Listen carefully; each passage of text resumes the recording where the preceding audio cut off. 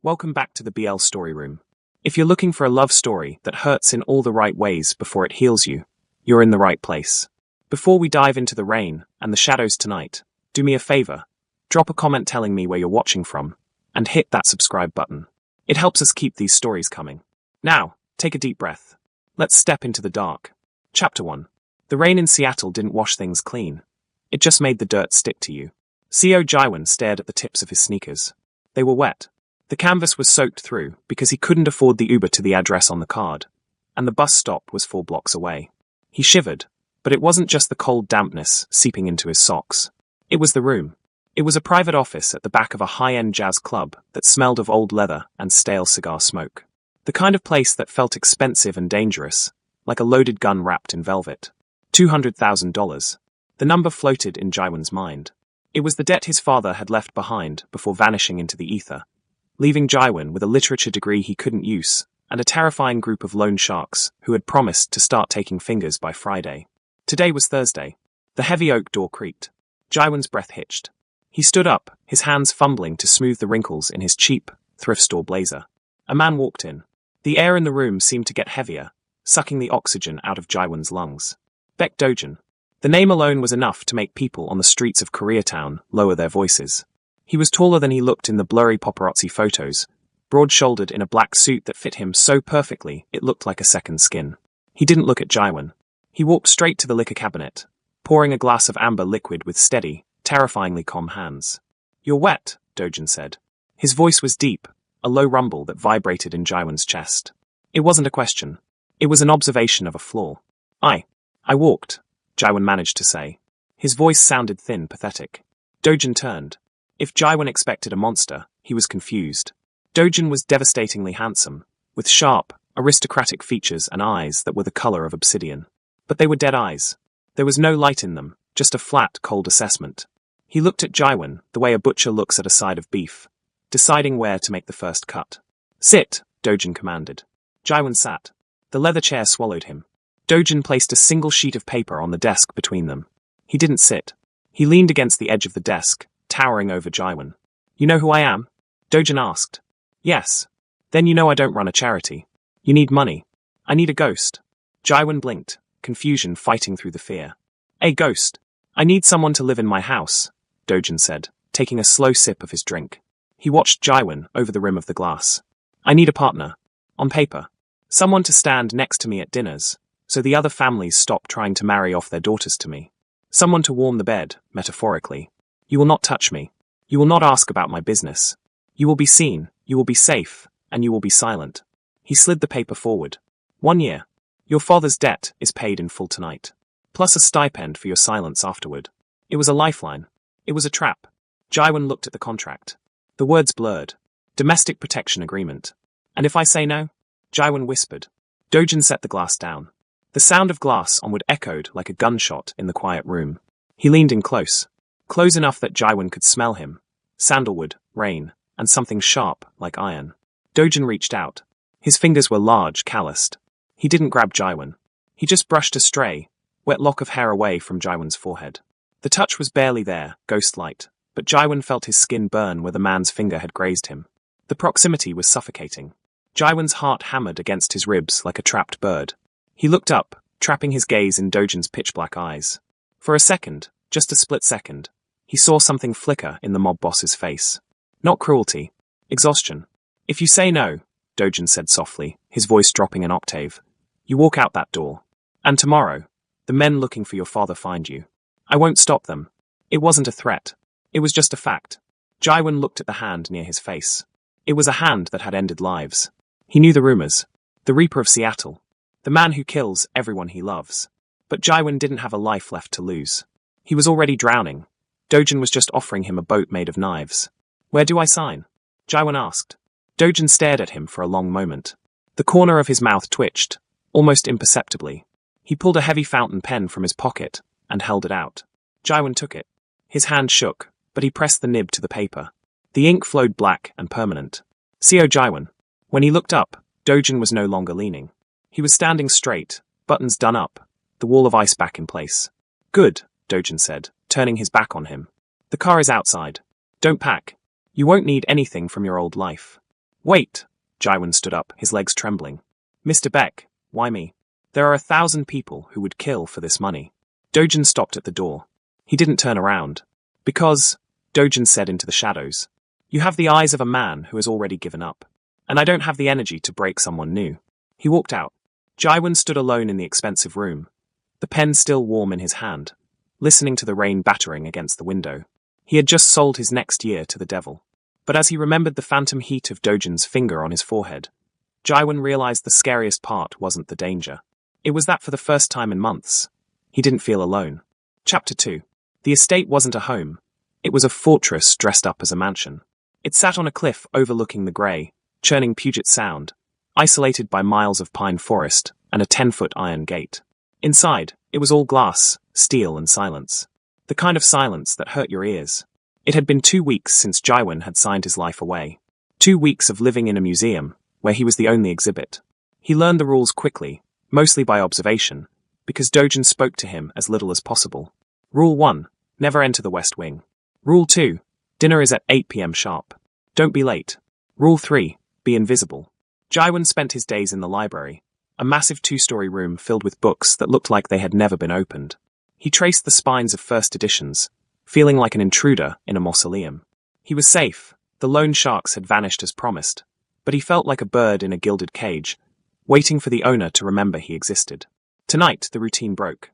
Jaiwan was sitting in the living room, reading a worn copy of The Great Gatsby he'd found tucked away on a high shelf. It was 11 p.m. The house should have been asleep. The front door slammed open. Jaiwan flinched, dropping the book. Voices, harsh, urgent, echoed from the foyer. He knew he should hide. Be invisible. That was the rule. But instinct, stupid and brave, pulled him toward the noise. He peered around the corner of the hallway. Beck Dojin was leaning heavily against his second-in-command, a burly man named Kong. Dojin's pristine white shirt was ruined. A dark, wet stain was spreading rapidly across his side, blooming like a gruesome flower. Blood. So much blood. Get the doctor, Dojin gritted out, his face pale and beaded with sweat, but his voice still commanded absolute authority. He's an hour out, boss. The storm, Kong argued, panic edging his tone. Dojin hissed in pain as he tried to stand on his own, shoving Kong away. He stumbled, his hand smearing blood on the white marble wall. Jaiwan didn't think. He moved. Bring him to the kitchen, Jaiwan said. His voice was steady, surprising even himself. Both men looked up. Dojin's eyes were hazy, struggling to focus. When he saw Jaiwan, his expression darkened. Go to your room, Dojin snarled. It was a weak, wet sound. Now. You're bleeding out, Jaiwan countered, stepping forward. He wasn't a doctor, but he had spent years taking care of his diabetic father. He knew how to handle a crisis. He knew what shock looked like. And if you wait an hour for a doctor, you'll be dead. I know first aid. Basic stitching. Let me help. No, Dojin growled, swaying dangerously. Don't touch me. Shut up, Jaiwan said. The silence that followed was absolute. Even Kong looked terrified. No one told Beck Dojin to shut up. But Dojin didn't kill him. His knees buckled. Jaiwan lunged forward, catching the larger man. The weight was immense, crushing. Dojin was hot, burning with fever and adrenaline. Jaiwan wrapped an arm around Dojin's waist, gritting his teeth against the strain. Kitchen. Now, Jaiwan ordered Kong. 10 minutes later, Jaiwan was washing his hands in the sink, the water turning pink. Dojin was sitting on the kitchen island, shirt stripped off, revealing a torso that was a map of old violence, scars upon scars. But the fresh wound, a jagged knife slash across his ribs, was the only thing Jaiwan focused on. This is going to hurt, Jaiwan murmured, soaking a cloth in alcohol. Dojin didn't look at the wound. He stared straight ahead, his jaw locked tight enough to snap bone. He didn't make a sound as Jaiwan cleaned the cut. Not a whimper. Not a groan. He just breathed, slow and ragged. Jaiwan worked efficiently, his small hands moving with surprising grace over Dojin's skin. He could feel the tension in Dojin's muscles, the sheer power radiating off him, but also the tremors. The man was in agony. Why? Dojin asked suddenly. His voice was rough, barely a whisper. Jaiwan paused, needle in hand. Why what? Why help? Dojin turned his head. His eyes were clearer now, piercing. They were close again. Too close. Jaiwan could see the flecks of gold in the black irises. You're a contract. This isn't in the job description. You paid my father's debt, Jaiwan said softly. He looked down, focusing on the needle. I pay my debts too. He began to stitch. Dojin flinched, his abdominal muscles contracting sharply under Jaiwan's fingers. Sorry, Jaiwan whispered. Without thinking, he placed his free hand gently on Dojin's uninjured shoulder, a touch meant to ground him. Just breathe. Look at me. Don't look down. Dojin looked at him. He didn't look away. For the next 10 minutes, the only sound in the massive kitchen was the storm outside and the rhythm of their breathing. Jaiwan was painfully aware of Dojin's skin under his fingertips. The heat, the hardness, the vulnerability. When the last stitch was tied and the bandage applied, Jaiwan stepped back, his hands trembling now that the adrenaline was fading. Done, Jaiwan exhaled. Dojin looked down at the neat row of stitches. He ran a thumb over the white gauze. Then he looked back at Jaiwan. The mask was gone. For the first time, Jaiwan saw the man beneath the monster. He looked young. He looked tired. You have good hands, Dojin murmured. The compliment was simple, but the way he said it, low, intimate, made warmth flood Jaiwan's cheeks. I should clean this up, Jaiwan stammered, turning to the bloody towels. Jaiwan froze. It was the first time Dojin had used his name. Not you. Not kid. Jaiwan. He turned around. Dojin was still sitting on the counter, shirtless, dangerous, and beautiful. Thank you, Dojin said. It wasn't a transaction. It was genuine. Jaiwan nodded, unable to speak. He turned and fled the kitchen, his heart racing faster than it had when he was stitching up a crime lord. Back in his room, Jaiwan leaned against the closed door, sliding down until he hit the floor. He brought his hands up to his face. He could still smell the copper tang of blood. But underneath that, stronger and more persistent, was the scent of sandalwood and rain. He closed his eyes. He was supposed to be a ghost. He was supposed to be invisible. But tonight, Baek Dojin had seen him. And God help him, Jaiwan had wanted to be seen. Chapter 3. The stitches held. The distance between them did not. After the night in the kitchen, the silence in the house changed. It wasn't the heavy, suffocating silence of a tomb anymore. It was charged. Waiting. Dojin didn't acknowledge what happened. He went back to his suits, his late meetings, his cold demeanor. But Jaiwan noticed the small things. The way Dojin lingered in the dining room a little longer after finishing his meal. The way he stopped locking the door to his private study. It was a Wednesday when Jaiwan found him. Insomnia was a cruel companion, and it had driven Jaiwan out of his bed at 3 a.m. He wandered down the dark hallway toward the kitchen for water, but a sliver of light from the library stopped him. The door was ajar. Jaiwan pushed it open gently. Dojin was there. He wasn't working. He wasn't cleaning a gun or counting money. He was sitting in a high-backed leather armchair, illuminated by a single amber lamp. He was wearing reading glasses, something Jaiwan had never seen, and holding a book. He looked human. Jaiwan took a step back to leave, but the floorboard creaked. Dojin's head snapped up. The glasses slid down his nose slightly. For a second, he looked like a startled deer, not a wolf. Then the wall slammed back up. He took the glasses off quickly, setting them on the side table. I didn't hear you, Dojin said, his voice raspy with sleep deprivation. I didn't mean to intrude, Jaiwan said, hovering in the doorway. I just couldn't sleep. Join the club, Dojin muttered. He rubbed his temples, a gesture of profound weariness. Jaiwan's eyes drifted to the book in Dojin's lap. It wasn't a ledger. It was a thin, worn volume. Rilke, the Book of Hours. Poetry? Jaiwan asked, unable to keep the surprise out of his voice. Dojin looked at the book, his thumb tracing the cover. He looked almost embarrassed. It keeps the noise out. The noise? The memories, Dojin corrected. He looked up at Jaiwan. The things that don't stop screaming when the lights go out. Jaiwan stepped into the room. He shouldn't. Rule 3, be invisible. But the rule felt flimsy now. Rilke is good for that, Jaiwan said softly. He walked over to the shelf, pulling down another book. But sometimes, you need something louder than the screams. Something angry. He held out a copy of Dante's Inferno. Dojin stared at the book, then at Jaiwan. A small, dry chuckle escaped his lips. It was a rusty sound, like an engine turning over after years of disuse. You think I need more hell in my life, Jaiwan? I think you're already in it, Jaiwan said, daring to meet his gaze. Maybe reading about someone escaping it would help. Dojin didn't take the book. Instead, he gestured to the empty chair opposite him. Sit. It wasn't a command this time. It was an invitation. Jaiwan sat. They didn't talk about business. They didn't talk about the contract. For the next hour, in the quiet sanctuary of the library, the mob boss and the literature student talked about words. Dojin spoke of poetry with a raw, desperate intelligence, analyzing lines like he was dissecting a threat. He was brilliant. And he was lonely.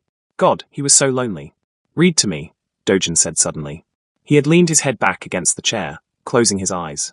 The harsh lines of his face had softened. Jaiwan opened the book in his lap. He began to read, his voice soft and steady in the dim light.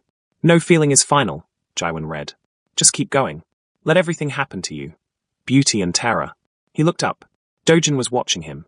The intensity in his gaze made the words stick in Jaiwan's throat. Beauty and terror, Dojin repeated, barely a whisper. I have enough terror. I forgot what the other one looks like. He wasn't talking about the poem. The air between them thickened. It was that feeling again, the pull. The gravity. Jaiwan felt an insane urge to reach out, to smooth the furrow between Dojin's brows, to tell him that beauty wasn't lost, just buried. It's not gone, Jaiwan whispered. You just have to let it in. Dojin stood up abruptly.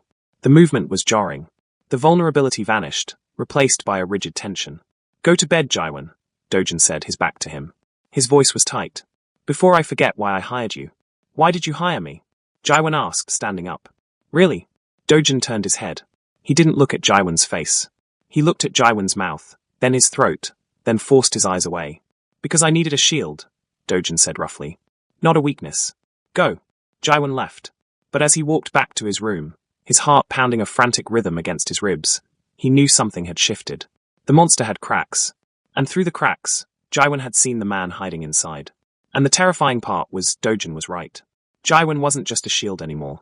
He was becoming a weakness. And in Dojin's world, weaknesses got people killed. But Jaiwan found he didn't care. He wanted to read to him again. He wanted to be the quiet in Dojin's noise. He was falling. And there was no net. Chapter 4. The gala was a display of wealth so grotesque it made Jaiwan's stomach turn. Crystal chandeliers the size of small cars hung from the ceiling of the ballroom. Men in tuxedos that cost more than Jaiwan's entire education stood in clusters, swirling champagne and discussing territories like they were discussing the weather. Jaiwan stood by Dojin's side. He was the partner, the prop. Dojin had bought him a suit, navy blue velvet, tailored to an inch of its life. It fit Jaiwan, so well it felt like a caress.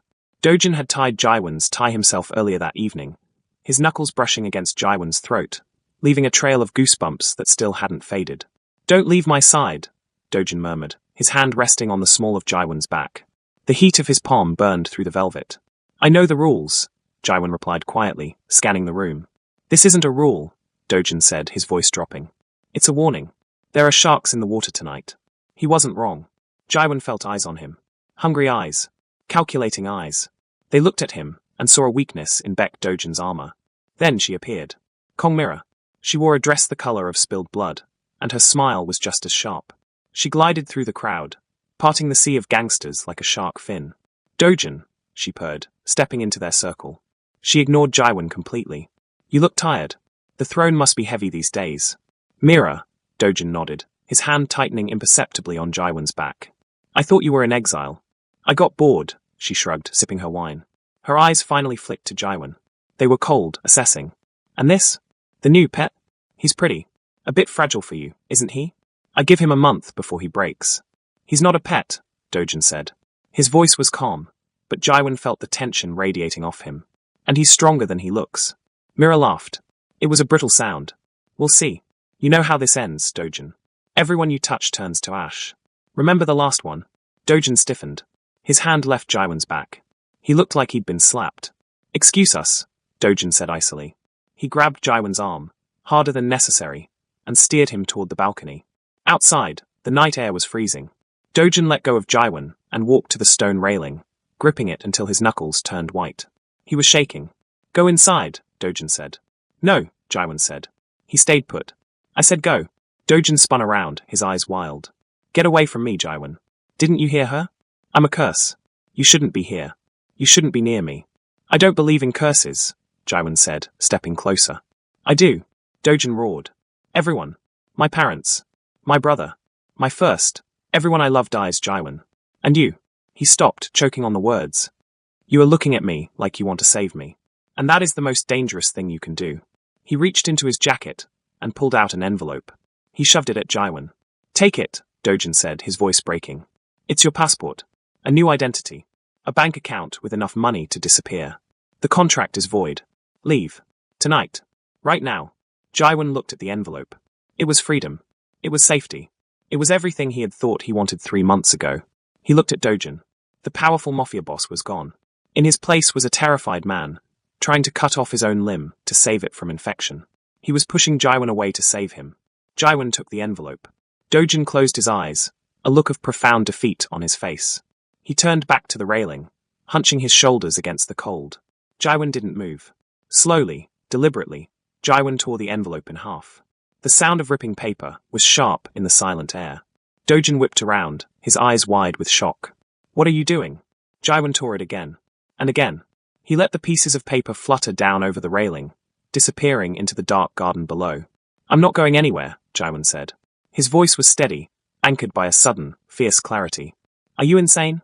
Dojin stepped forward, grabbing Jaiwan by the shoulders. "I am trying to save your life. I don't want to be saved if it means leaving you alone in the dark," Jaiwan said. He reached up and placed his hands over Dojin's hands, which were still gripping his shoulders. "You aren't a curse, Beck Dojin. You're just a man who deserves to be loved without fear." Dojin stared at him. His breath came in ragged gasps. The fight drained out of him, replaced by a raw, naked hunger. "You don't know what you're saying," Dojin whispered. "I do," Jaiwan said. He stepped closer, closing the gap between them. "I choose to stay. No contract. My choice." Dojin let out a sound that was half sob, half growl. He pulled Jaiwan in, wrapping his arms around him so tight it hurt. He buried his face in Jaiwan's neck, inhaling deeply, shaking like a leaf. "You fool," Dojin murmured into his skin. "You beautiful fool." Jaiwan held him back, stroking the back of Dojin's head. For the first time, the embrace wasn't for show. It wasn't for the cameras or the other families. It was real. "I'm here," Jaiwan whispered. "I'm not going anywhere." Dojin pulled back just enough to look at him. His eyes were dark, intense, searching Jaiwan's face for any sign of hesitation. Finding none, his gaze dropped to Jaiwan's lips. The air crackled. The balcony felt like the center of the universe. "If I kiss you," Dojin warned, his voice a low rumble, "I won't be able to let you go. Ever." "Good," Jaiwan breathed. Dojin didn't wait. He crashed his lips onto Jaiwan's. It wasn't a gentle kiss. It was desperate. It tasted of champagne and fear and overwhelming need. It was the kiss of a starving man finally tasting bread. Jaiwan melted into him, his hands tangling in Dojin's hair, pulling him closer, deepening the contact. In that moment, under the cold stars, the contract burned to ash. There was no master and servant. No protector and protected. Just two broken pieces, finally snapping together. But in the shadows of the balcony door, a figure in a red dress watched them, her wine glass tilting dangerously in her hand. "How sweet," Mira whispered to herself, her eyes narrowing. "Enjoy it while it lasts." Chapter 5. The morning light was grey and unforgiving, but the bed was warm. For the first time in 10 years, Beck Dojin slept past dawn. Jaiwan lay awake, watching him. In sleep, the Reaper of Seattle looked impossibly young. The furrow between his brows had smoothed out. His arm was thrown heavy and possessive over Jaiwan's waist, trapping him against the solid heat of his chest. Jaiwan traced a fingertip over the jagged scar on Dojin's shoulder, the one from the knife fight 3 years ago. Dojin shifted, murmuring something unintelligible, and buried his face in the crook of Jaiwan's neck. He inhaled deeply, the instinctive seek of a man finding his anchor. "Stay," Dojin mumbled, his voice thick with sleep. "I'm here," Jaiwan whispered, running his fingers through Dojin's messy dark hair. "I told you. I'm not going anywhere." Dojin's eyes opened. They were black, sharp, and instantly awake. The transition from sleep to predator was terrifyingly fast. He looked at Jaiwan, and for a second, there was panic, as if he expected Jaiwan to be a hallucination. Then, recognition flooded back. He tightened his grip, pulling Jaiwan flush against him. Skin against skin. The friction sent a jolt of electricity down Jaiwan's spine. "You stayed," Dojin said, his voice rough. "You kissed me," Jaiwan reminded him, a small smile playing on his lips. "Hard to leave after that." Dojin didn't smile. He reached up, his hand cupping Jaiwan's jaw, his thumb brushing over Jaiwan's bottom lip. His gaze was intense, hungry, and terrified. "I should have sent you away," Dojin whispered. "I should have put you on that plane." "Too late." Jaiwan leaned into the touch. "We made a deal. No more contracts. Just us." Dojin closed his eyes, leaning his forehead against Jaiwan's. Just us. The moment was perfect. It was fragile, made of glass, and holding back a tidal wave. Then the phone rang. It wasn't the house phone. It was the burner phone on the nightstand. The red one. Dojin froze. The warmth evaporated from the bed instantly. He sat up, the sheets falling away, revealing the tattoo of a dragon winding down his spine. He grabbed the phone. "Speak," Dojin said. His voice was ice. Jaiwan sat up, pulling the duvet around himself, cold dread settling in his stomach. He watched Dojin's back muscles tense, hard as rock. Where? Dojin asked. A pause. How many? Another pause. Get the car. The armored SUV. 5 minutes. Dojin hung up and threw the phone against the wall. It shattered. He turned to Jaiwan. The lover was gone. The boss was back. Get dressed, Dojin ordered, springing out of bed and grabbing his pants. Jeans.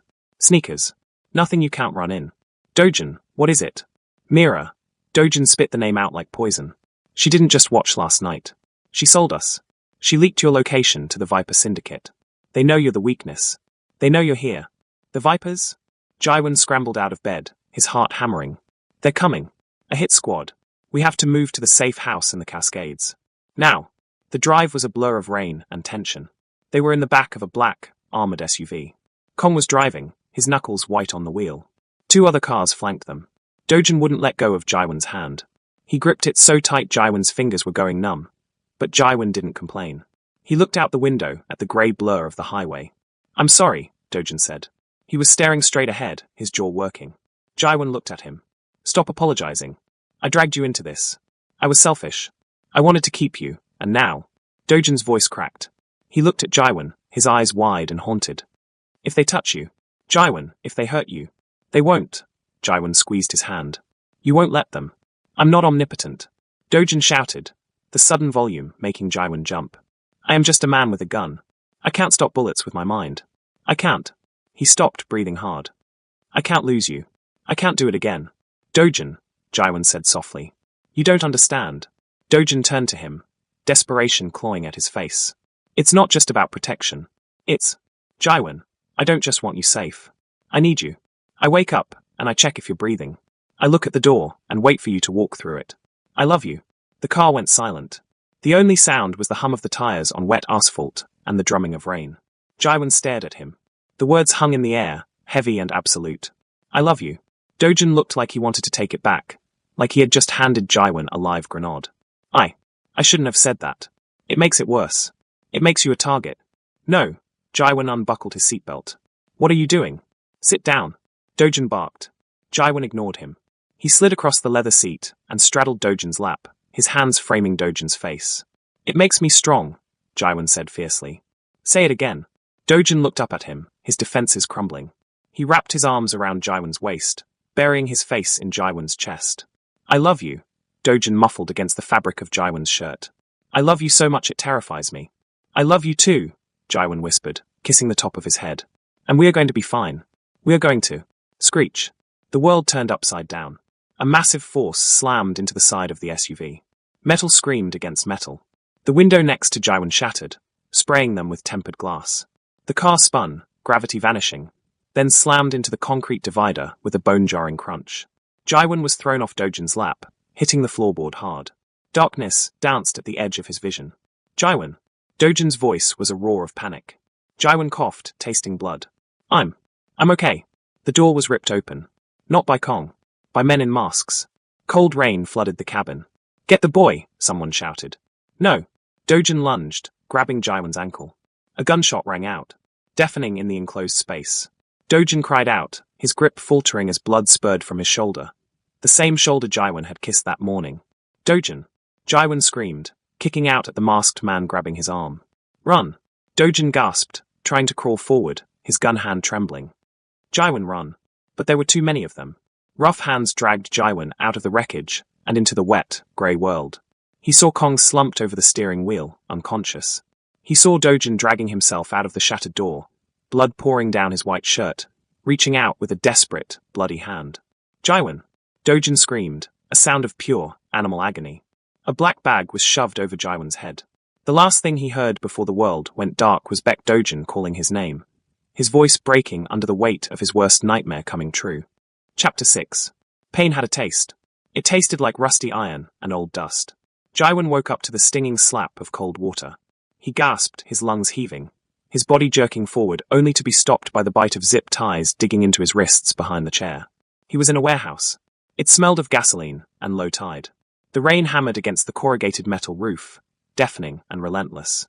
Wake up, sleeping beauty. Jaiwan blinked the water out of his eyes. Kong Mira stood in front of him. She was still wearing the red dress from the gala, but the hem was muddy. She held a lit cigarette, the smoke curling up like a grey snake. Where is he? Jaiwan croaked. His throat felt like sandpaper. Dojin. Mira laughed, but her eyes were dead. Bleeding out on the I-5, if my men did their job right. Or maybe he's already dead. Better for him, honestly. He's not dead, Jaiwan said. He didn't shout. He just stated it. A fact. Mira stepped closer, blowing smoke in Jaiwan's face. You don't get it, do you? You were the bait. The moment he ran after you, he stopped being the king. He became just another desperate man. And desperate men make mistakes. She grabbed Jaiwan's chin, her nails digging into his skin. I told you. Everyone he loves burns. I'm just lighting the match. Jaiwan stared at her. He was terrified. His heart was beating so fast it made his vision blur. But beneath the fear, there was anger. Hot, white anger. He doesn't burn them, Jaiwan whispered, looking straight into her eyes. He survives them. And he's going to survive you. Myra's face twisted. She raised her hand to strike him. Boom. The heavy metal doors of the warehouse didn't open. They exploded. The concussive force rattled Jaiwan's teeth. Smoke billowed into the room, thick and grey. Mira screamed, stumbling back, dropping her cigarette. Gunfire erupted. It wasn't a firefight. It was an execution. Through the haze, a figure emerged. He moved like a wraith, fast and brutal. A guard stepped forward. The figure dropped him with 2 shots to the chest, not even breaking stride. Another guard raised a rifle. The figure was already there, a knife flashing in the dim light. Baek Dojin. He looked like a nightmare. His white shirt was gone, replaced by a dark tactical vest, but Jaiwan could see the bandages on his shoulder soaked through with fresh red. His face was a mask of cold, concentrated rage. There was no hesitation in him. No mercy. He was the Reaper, and he had come for his soul. Kill him. Mira shrieked, scrambling backward over a crate. Kill the boy. The last remaining guard turned his gun toward Jaiwan. Jaiwan squeezed his eyes shut. Bang! The shot was deafeningly close. Jaiwan flinched, waiting for the pain. It didn't come. He opened his eyes. The guard dropped to his knees, a dark hole in his forehead, before falling face first onto the concrete. Dojin stood 10 feet away, his gun smoking. He wasn't looking at the guard. He was looking at Jaiwan. His chest was heaving, his skin pale and slick with sweat and rain. Dojin, Jaiwan breathed. Dojin didn't speak. He scanned the room, eyes locking on Mira, who was cowering in the corner, holding a small pistol with shaking hands. Dojin walked toward her. He didn't run. He stalked. Stay back. Mira yelled, raising the gun. I'll shoot. I swear to God, Baek, I'll. Dojin didn't stop. He walked right up to the barrel of her gun. He moved so fast Jaiwan missed it. One hand slapping the gun away. The sound of a wrist snapping. A scream cut short as Dojin's hand closed around her throat. He lifted her off the ground. You touched him, Dojin whispered. It was a terrifying sound. A low growl that vibrated through the room. I told you. If you touched him, I would burn the world down. Dojin, don't. Jaiwan shouted. Dojin froze. He looked back at Jaiwan. She's not worth it, Jaiwan pleaded, struggling against his bonds. Don't add another ghost to the list for her. Please. Look at me. Just look at me. Dojin's grip on Myra's throat trembled. He looked at the woman who had tormented him for years. Then he looked at Jaiwan. Tied up, bruised, but alive. He dropped Mira. She collapsed, gasping for air, clutching her throat. Get out, Dojin said. Before I change my mind. Mira didn't wait. She scrambled up and ran into the night, broken and defeated. She wasn't a threat anymore. She was just a memory.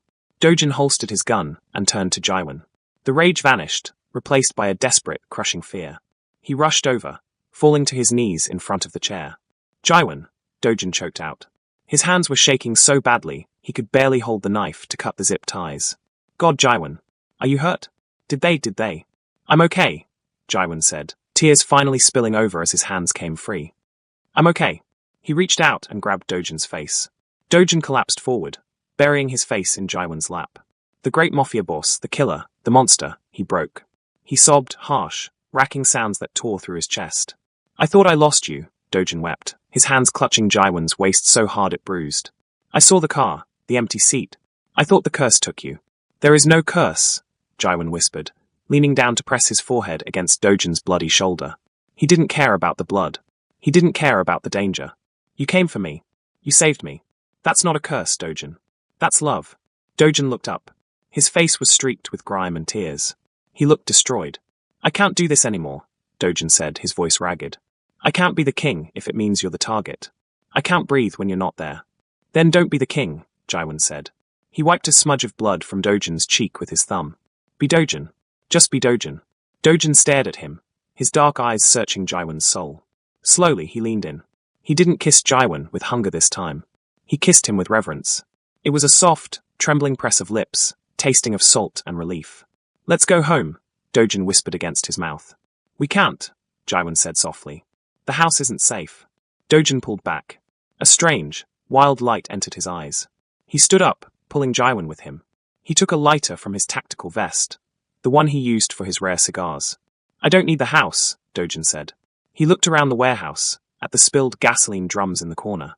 "I don't need the Empire. I have everything I need right here." He looked at Jaiwan. "Let it burn," Dojin said. He flicked the lighter open and tossed it onto the gasoline-soaked floor. Whoosh! Fire roared to life, a wall of orange and yellow separating them from the darkness of the past. The heat was intense, instant. Dojin didn't look at the fire. He scooped Jaiwan up into his arms, ignoring his own injury, holding him like he was the most precious thing in the universe. "Hold on," Dojin said. As they walked out into the rain, the warehouse blazing behind them like a funeral pyre for the Beck family legacy, Jaiwan buried his face in Dojin's neck. He smelled the smoke, the blood, and the rain. But mostly, he smelled the man who loved him. The monster was dead. The man had survived. Chapter 7. 6 months later. The ocean sounded different here. In Seattle, the water had sounded like a threat, grey waves crashing against steel piers. Here, on the quiet coast of Oregon, it sounded like a heartbeat. Rhythmic. Steady. CO Jaiwan stood on the deck of the small, cedar-shingled house, a ceramic mug of coffee warming his hands. The morning fog was lifting, revealing a pale, watercolor sky. He wasn't wearing a suit. He was wearing an oversized grey sweater, Dojin's sweater, that swallowed his hands. "You're going to catch a cold." The voice came from behind him. Low. Warm. Jaiwan didn't jump. He didn't flinch. He just smiled and leaned back as Beck Dojin wrapped his arms around him from behind. Dojin pressed a kiss to the side of Jaiwan's neck, lingering there, inhaling the scent of his skin. The Reaper was gone. The man holding him was wearing worn denim jeans and a white t-shirt. The tension that used to hold his shoulders up like wire hangers had dissolved. "The coffee is hot," Jaiwan murmured, tilting his head back to rest on Dojin's shoulder. "Come inside," Dojin mumbled against his skin. "I made breakfast." They moved into the kitchen. It was small, cluttered with books and sunlight. A far cry from the glass mausoleum in Seattle. Dojin had kept his word. The night the warehouse burned, the Beck Empire burned with it. It hadn't been easy. Power doesn't like a vacuum. Dojin had spent 3 months liquidating assets, handing over territories to rivals who were too stunned to ask questions, and burying the evidence of his past life deep enough that the FBI stopped digging. He had walked away from a billion-dollar kingdom with nothing but a bag of cash and the man he loved. Jaiwan sat at the wooden table. Dojin placed a plate of eggs and toast in front of him. It was simple food. Imperfect. The toast was a little burnt on the edges. Jaiwan loved it. "Kong sent a letter," Dojin said, sitting across from him. He didn't look worried. He looked amused. "Oh." Jaiwan took a sip of coffee. "Is he still alive?" "Barely. He's running a nightclub in Busan now. Says he misses the dental plan, but likes not getting shot at." Dojin reached across the table, his fingers finding Jaiwan's. He asked if I regret it. Jaiwan paused. He looked at Dojin's hand. The knuckles were still scarred, a map of a violent history that would never fully fade. "Do you?" Jaiwan asked quietly. "You were a king, Dojin. Now you're just a guy who burns toast." Dojin laughed. The sound was rich and genuine, vibrating in the small room. He squeezed Jaiwan's hand, then stood up and walked around the table. He pulled Jaiwan up from the chair, maneuvering him until Jaiwan was pressed against the edge of the table, trapped between the wood and Dojin's body. "I was never a king," Dojin said, his voice dropping to that low, intimate rumble that still made Jaiwan's knees weak. He placed his hands on Jaiwan's waist, his thumbs rubbing slow, possessive circles over the wool of the sweater. "I was a prisoner. I was a ghost haunting my own life."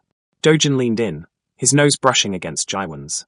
His eyes were clear, reflecting the morning light. "I don't miss the crown, Jaiwan," Dojin whispered. "I don't miss the fear. I wake up every morning, and the first thing I see is you. Not a threat. Not a contract. Just you." He tilted his head, capturing Jaiwan's lips in a slow, deep kiss. It tasted of coffee and peace. There was no rush, no desperation, just the lazy, confident exploration of two people who knew they had all the time in the world. Jaiwan sighed into the kiss, his hands coming up to grip Dojin's biceps. He could feel the strength there, the power that had once broken bones, now used only to hold him up. Dojin pulled back slightly, his forehead resting against Jaiwan's. "You saved me," Dojin breathed. We saved each other, Jaiwan corrected softly. Dojin smiled, a small, crooked thing that reached his eyes. I bought something. For the house. More books. Jaiwan teased. No. Dojin reached into his pocket and pulled out a small, velvet box. Jaiwan's breath hitched. Dojin opened it. Inside were 2 simple bands. Platinum. No diamonds. No flash. Just unbreakable metal. No contracts, Dojin said, his voice trembling slightly. No terms. No expiration date. Just a promise. If you'll have me. Jaiwan looked at the rings, then up at the man who had walked through fire for him. The man who had learned to read poetry to quiet the screams. The man who was finally free. Jaiwan took the ring. He took Dojin's hand, the hand of a killer, the hand of a lover, and slid the band onto his finger. I'll have you, Jaiwan whispered. Every version of you. The monster, the man, and everything in between. Dojin kissed his hand, then pulled him into a crushing hug. Outside, the ocean continued to beat against the shore, ancient and steady. The rain had stopped. The cage was open. And for the first time in his life, Baek Dojin wasn't afraid of tomorrow. And that is the end of the contract. Thank you for stepping into the darkness with us, and for staying until the light came back. If you enjoyed Jaiwan and Dojin's journey, please leave a like and tell me in the comments, what would you sacrifice for the person you love? Don't forget to subscribe to the BL Story Room for more stories that break your heart to make it whole again. Until next time, keep reading.